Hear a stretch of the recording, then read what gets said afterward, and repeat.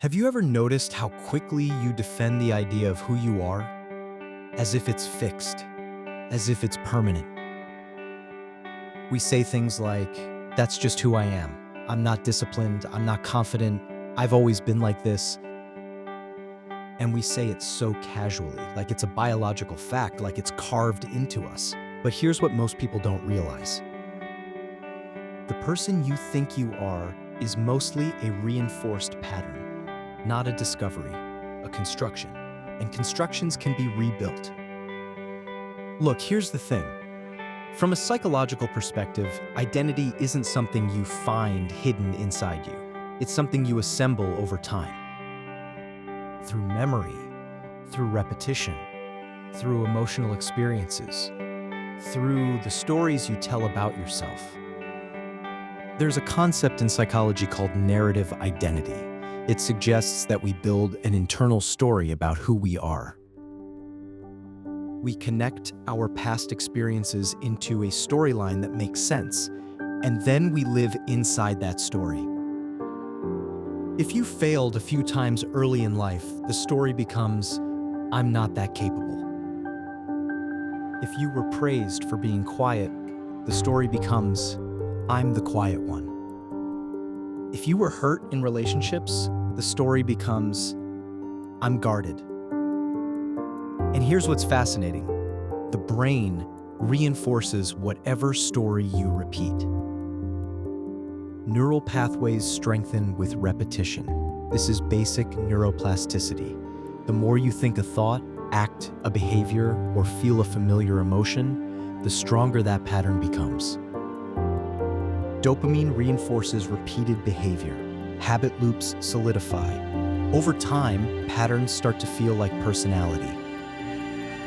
But they aren't personality. They are practiced patterns. Your personality is not who you are. It's what you've rehearsed. Now you might be thinking, okay, but I really am this way. This is just me. And that's exactly the illusion. Because the brain doesn't distinguish between this is who I am and this is what I've repeated. It just strengthens whatever gets repeated most. If you repeatedly avoid discomfort, you become someone who avoids discomfort. If you repeatedly speak up, you become someone who speaks up. If you repeatedly quit early, you become someone who quits. Identity follows action. Here's what most people don't realize. You are incredibly loyal to outdated versions of yourself. You defend them, you protect them, you justify them. You say things like, I've never been good at that, or I'm just not wired that way. But what you're really protecting is familiarity, and familiarity feels safe. This is where it gets really interesting. Growth doesn't require you to discover a hidden true self. It requires you to stop rehearsing an old one. Reinvention isn't dramatic, it's repetitive. It's not about waking up one morning and deciding you're different. It's about consistently practicing different behaviors long enough that your brain updates its model of you. Because that's what identity is. A model, a prediction. Your brain predicts how you will act based on past repetition. Change the repetition, and you change the prediction. This is where biology quietly supports philosophy. Neuroplasticity does not care about your story. It responds to action.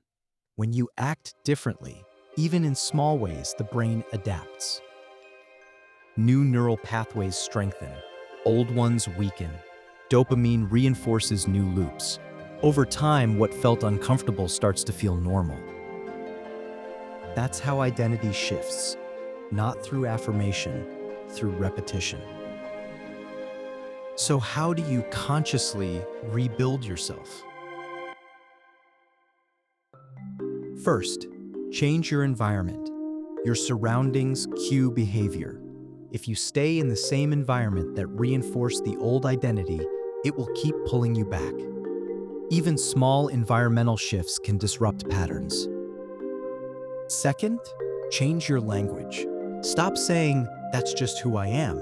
Replace it with, "That's what I've practiced." That small shift reopens possibility. Third, change daily actions. You don't need a personality transplant. You need one repeatable behavior that contradicts your old story. If your story is, "I'm not disciplined," wake up 15 minutes earlier. If your story is, "I'm not confident," speak once in the meeting. Tiny contradictions compound. Fourth, raise your standards quietly, not publicly, not dramatically, just internally. Decide what version of yourself you are building. Then act in alignment with that version before you fully believe it. And this is the line I want you to really hear. You do not find yourself, you build yourself. You build yourself through repetition, through standards, through what you tolerate, through what you practice, and through what you stop defending. If you are someone who wants to feel stronger in your body, clearer in your mind, and more intentional about how you live your life, make sure to hit the subscribe button and give this video a thumbs up if this helps you out. Because here's the truth. You are not trapped in who you've been. You are only repeating what you've practiced. You are both the author and the character. And the moment you understand that your identity is constructed, not discovered, is the moment reinvention becomes possible. Not dramatic, not instant, but real. You do not find yourself. You build yourself.